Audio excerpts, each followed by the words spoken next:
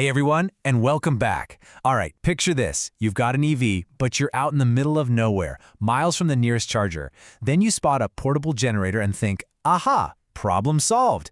It seems so simple, right? The perfect off-grid fix. But is it really? Let's dig in. So here's the big question. Can you actually just plug your EV into a generator and get back on the road? I mean, it seems like a no-brainer for an emergency or if you're way off the beaten path. One thing makes power, the other thing needs it. But as you're about to find out, the reality is way more complicated than you might think.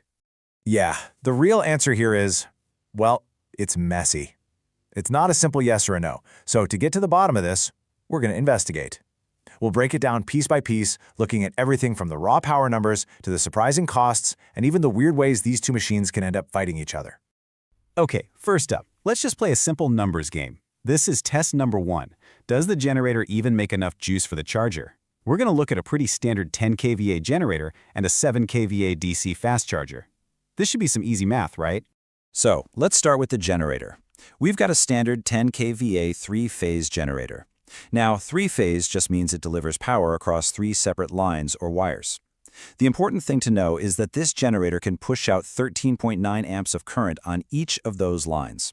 So lock that number in your head. 13.9 amps is our supply. All right, so that's what the generator can give. Now, what does our 7 kVA DC fast charger ask for? Well, it draws about 9.7 amps on each phase. So we've got a supply of almost 14 amps and a demand of less than 10. Things are looking pretty good so far. And based on this simple check, it's an easy yes. The generator clearly makes more power than the charger needs. Case closed, right? We can all go home? Well, not so fast, because this is where things get really, really interesting. Turns out, not all power is created equal. So, this brings us to the hidden catch. See, the problem isn't about how much power we have, it's about how the charger uses it. And this all comes down to a super critical but often overlooked technical detail: the difference between single-phase and 3-phase power. You know, a 3-phase generator is designed for balance. It's like 3 people carrying a heavy sofa. The weight is spread evenly across all 3. But some chargers are single-phase. They try to pull all their power down just one of those wires. It's like asking one of those people to suddenly carry that entire heavy sofa all by themselves. So, what do you think happens when you create that kind of mismatch? When you force one wire to do the work of 3, the result isn't just a little inefficient. It's actually pretty dramatic. This is what happens. That single-phase charger tries to pull a whopping 29 amps through that one single line. Now remember, the generator's limit we talked about, it was 13.9 amps per line. This demand is more than double what that one little line can safely handle. And the result is immediate. The generator's circuit breaker does exactly what it's supposed to do and trips instantly. The whole thing just shuts down. The crucial takeaway here is that if your gear isn't matched phase for phase, it doesn't just work poorly, it won't work at all. Okay, so let's hit pause on the electrical theory for a minute. Let's imagine you do everything right. You get the perfectly matched equipment. Now we get to a much more practical question. What is this actually going to cost you? Let's move from theory to your wallet. Using some real-world data from Cuddalore, Tamil Nadu, we can break it down. With diesel costing about 94 rupees a liter and the generator burning through almost 2.5 liters every hour, well, to charge up a 45-kilowatt battery in something like a Tata Nexon EV is going to take over 6 hours and drink up nearly 16 liters of diesel. And this chart right here, this really tells the whole story. The cost for 1 unit of electricity from the grid is around 9 rupees. But the cost for that exact same unit from our diesel generator, it's about 35 rupees. That is nearly 4 times more expensive. Every single time. Ouch. But the problems don't even stop with the cost. There is one final kind of sneaky flaw in this whole setup, and it all has to do with how batteries actually charge. Let's talk about something called the efficiency trap, which really kicks in right at the end of the charge.